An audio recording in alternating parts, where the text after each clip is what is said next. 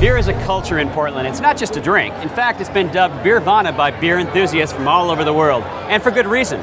Portland has more breweries than any other city in the country. Let's explore this further at the Widmer Oktoberfest. Very honored to be joined by two of the fathers of Portland breweries, the city with the most breweries in the country. Take us back to the 70s, Kurt and Rob. What was going on in your world that made you want to get into beer? We were homebrewers, strictly homebrewers in the 70s, so no aspirations to take it beyond homebrewing. Now, you went to Germany for a couple of years. I did. I lived in Germany in the mid-70s. Tell us about that. What'd you learn? Actually living there and in it for a couple of years, I came to appreciate where beer actually fits in the great scheme of things. So then you came back to Portland, and you convinced your brother to quit what he was doing and join you, right? Well, when I came back, that's when we started homebrewing. We both started doing that. We did that for about 5 years. Coincidentally, we weren't under the same roof, or that was serendipity, is that we both started homebrewing about the same time. So look at this today. Would you ever dream back in the late 70s, early 80s that you'd have something like this today? No, you know, and an event like this, it's so great. I mean, this is Portland. There's a reason why Portland is the #1 beer city in the whole Western Hemisphere.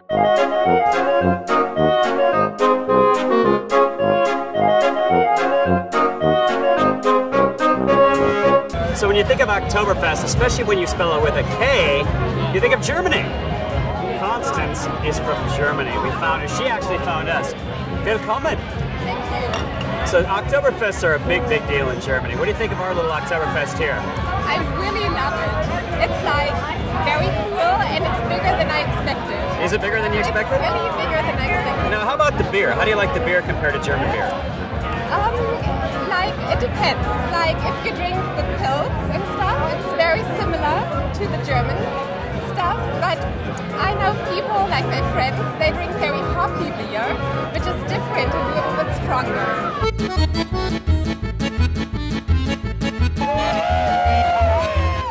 Question for you on Portland trivia. How did Portland get its name? I think it's like a simple question. It is a simple question. It was either by a guy named Port, it was a coin flip, or it was from a sea captain who was in here on port. Coin flip. Are you sure? Flip. Yeah. You're correct. How many different beers are there in Portland? A lot. Yeah, I know a lot, but how many do you think? More than enough. Heck yeah! Heck yeah! Heck yeah! I would say 20 or 30. I would say 28. You win 351. Oh, wow. 300.